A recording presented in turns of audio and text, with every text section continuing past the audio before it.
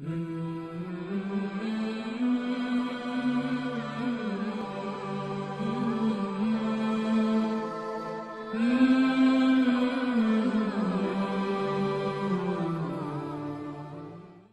عمر رضی اللہ تعالیٰ عنہ روایت کرتے ہیں کہ زید بن سعانہ نامی ایک یہودی تھا جس کو حضور نے قرض دینا تھا۔ آقا کریم علیہ السلام دو جہاں کے مالک ہیں، لیکن حضور کا فقر اختیاری تھا۔ آقا کریم علیہ السلام کے گھر میں بسا اوقات کتنے دن چولہا نہیں جلا کرتا تھا۔ حضور ادھار لے کر کے لوگوں کی مصیبتوں کو بھی دور کرتے، اور گھر کا چولہا بھی بعض اوقات ادھار لے کے گرم کرنا پڑتا۔ اعلیٰ حضرت فرماتے ہیں مال کے کونین ہیں گو پاس کچھ رکھتے نہیں، دو جہاں کی نعمتیں ہیں ان کے خالی ہاتھ میں۔ تو کہتے ہیں کہ ایک دن حضور علیہ السلام کی خدمت میں ایک شخص حاضر ہوا جس کا نام زید بن سعانہ ہے اور یہودی ہے، اور اس نے حضور علیہ السلام سے قرض کا تقاضا کیا، لیکن تقاضا اتنے سخت انداز سے کیا کہ اس نے حضور علیہ السلام کی قمیص کو پکڑ کے کھینچا بھی۔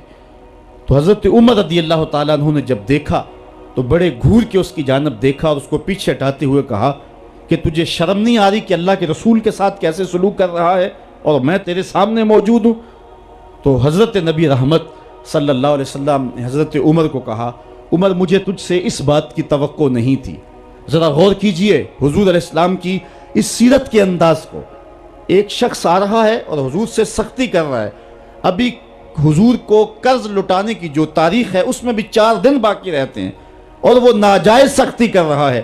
حضرت عمر رضی اللہ تعالیٰ عنہ نے جب اس کو گھورا اور سختی کی تو حضور علیہ السلام نے فرمایا، عمر مجھے تیرے سے اس بات کی توقع نہیں تھی، تمہارا کام تو یہ تھا کہ مجھے حسن ادا کی تلقین کرتے کہ اچھے انداز سے قرض واپس کرو، اور اس کو جو ہے وہ نرمی کی تلقین کرتے۔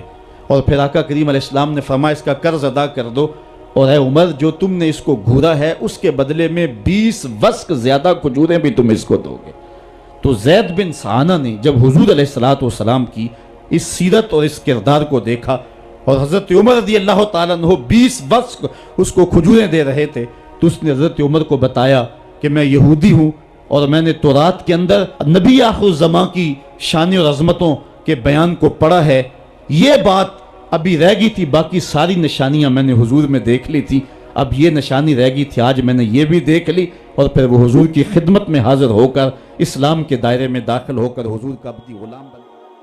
حضرت معاذ بن جبل رضی اللہ تعالیٰ عنہ فرماتے ہیں کہ ایک دن حضور گلی سے گزر رہے تھے اور میں ایک جانور کی کھال اتار رہا تھا، اور مجھے کھال اتارنے کا طریقہ نہیں تھا، مجبوراً مجھے کھال اتارنا پڑی۔ تو حضور گزرے تو مجھے دیکھا کہ معاذ بن جبل کو کھال اتارنا نہیں آ رہی، تو حضور رک گئے اور آقا کریم نے فرمایا، معاذ ٹھہرو ذرا میں تمہیں بتاتا ہوں کہ بکری کی کھال کیسے اتاری جاتی۔ اور آقا کریم آگے بڑھے اور حضور نے خود جو ہے وہ کھال اتاری، اور پھر مجھے فرمایا، معاذ ایسے کھال اتارا کرتے ہیں۔ آج ہم اپنے بڑے پن کو اور اپنی عظمت کو اس انداز سے لوگوں کے سامنے رکھنا چاہتے ہیں کہ ہم جو ہے وہ ٹشو کا ایک ٹکڑا بھی نہیں پکڑ سکتے، اور وہ بھی پکڑانے کے لیے ہمارے پاس ایک خادم موجود ہوتا ہے۔ لیکن آقا کریم علیہ السلام کی زندگی اور حضور علیہ السلام کی سیرت کی سادگی کا حسن اور جمال یہ ہے کہ حضور اپنے کپڑوں کو خود مرمت کر لیتے ہیں اور اپنے دیگر کام خود کرتے ہیں اور بطیب خاطر کرتے ہیں، اور اس میں کوئی چیز اپنے لیے شرمندگی کی محسوس نہیں کرتے ہیں۔ حضرت حسن رضی اللہ تعالی عنہ حضور علیہ السلام کے نواسے بھی ہیں، اور آقا کریم علیہ السلام کی صحابیت کا شرف بھی پایا ہے۔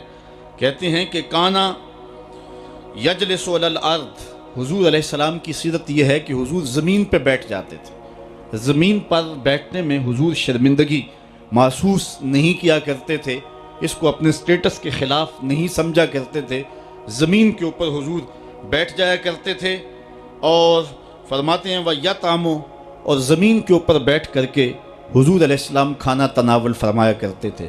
حضور کی عادت یہ تھی کہ آقا کریم جب بھی کھانا کھاتے تو حضور جھک کر کے کھانا کھاتے۔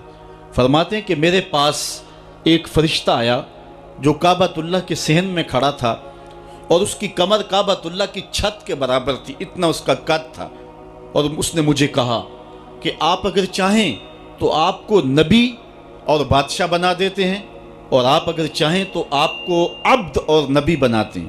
تو فرماتے ہیں کہ میں نے جبریل کو دیکھا اور جبریل مجھے اشارے سے تواضع کا حکم دے رہے ہیں، تو میں نے عرض کی کہ میں نبی اور عبد بننا چاہتا ہوں۔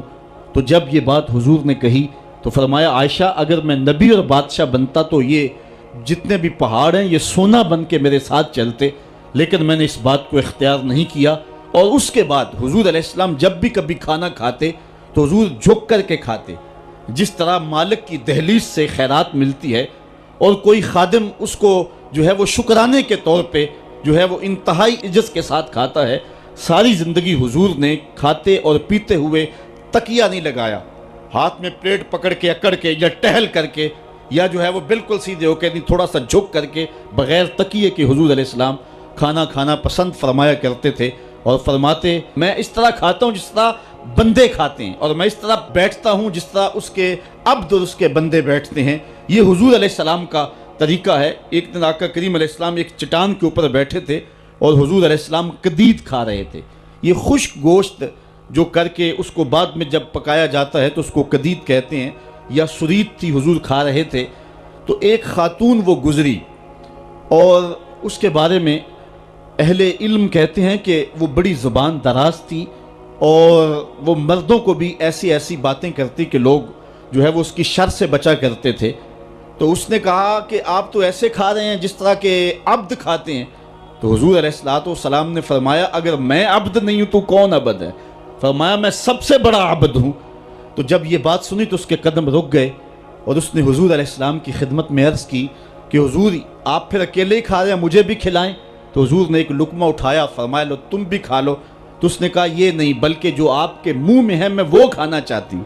تو حضور علیہ السلام نے اپنے منہ کا نوالا نکال کر کے اس کے منہ میں ڈال دیا۔ تو کہتے ہیں کہ اس کے بعد کبھی بھی اس کی زبان پر کبھی فحش بات آئی نہیں تھی۔ حضور کے جوٹے کی وہ برکت تھی اور اس کا وہ فیضان تھا کہ اس کے اندر ایسی روشنی ہو گئی۔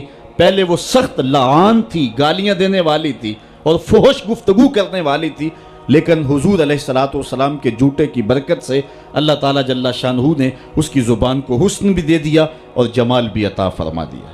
تو حضور علیہ السلام کی عادت تھی کہ آقا کریم زمین پہ بیٹھ کے کھاتے، جھک کے کھاتے، فرماتے میں ایسے کھاتا ہوں جس طرح عبد کھاتے ہیں۔ وَيَلْبَسُ الْغَلِيظ، اور آقا کریم علیہ السلام موٹے کپڑے پہنتے تھے، باریک ترین کپڑے پہننے سے حضور نے گریز کیا ہے۔ اور یہ وَيُطِيلُ الصَّلَاةَ، اور حضور کی نماز لمبی ہوا کرتی تھی۔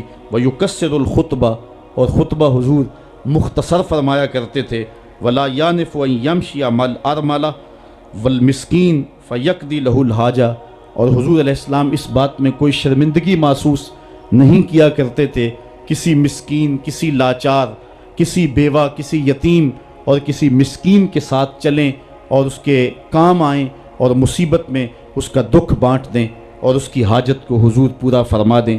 یہ حضور علیہ السلام کی سیرت کے وہ روشن پہلو ہیں کہ آقا کریم علیہ السلام کی سیرت زمانے کے سامنے ایسا نور بانٹتی ہے، ایسے اجالے پھیلاتی ہے۔ ایک شخص نے حضور علیہ السلام سے وعدہ کیا کہ آپ یہاں رکیں اور میں ابھی آتا ہوں، تو آقا کریم علیہ السلام اس کے انتظار میں وہاں رکے۔ 3 دن گزر گئے اور وہ نہ آیا، چونکہ حضور وعدہ کر چکے تھے کہ میں تیرے آنے تک یہاں رہوں گا۔ تیسرے دن اس کو جا کے یاد آیا تو وہ واپس پلٹا، تو آقا کریم نے جواب میں صرف اتنی بات کہی، آپ نے فرمایا یا فتح قد شککت علیہ، اے نوجوان تو نے تو مجھ کو مشقت میں ڈال دیا۔